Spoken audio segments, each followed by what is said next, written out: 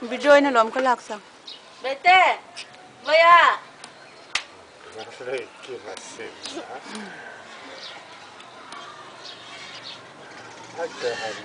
Ikut lo tilong lo lang ako. Kasi tapos sila.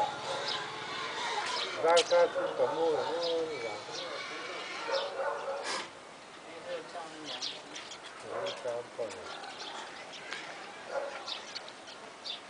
Nhớ cho bé san ý hiền hạt về tọt hốp mà hay tôi quên gì ngà lu cần hành mi diệt có làm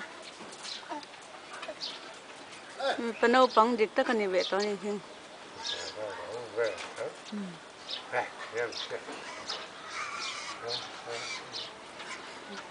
à chết trống trống anh ấy rồi em trống trống à bây giờ là mà lâu hay rồi lên bây à Bơi tê tê.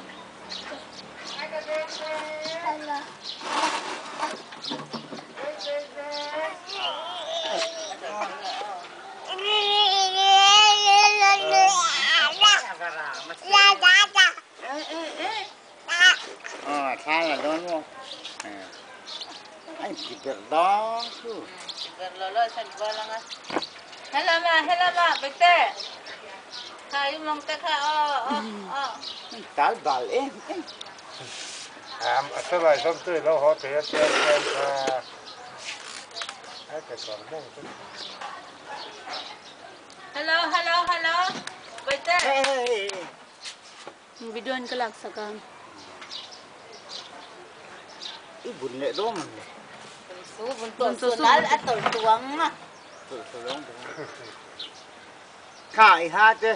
Bạch nhị chứ rồi đó mà.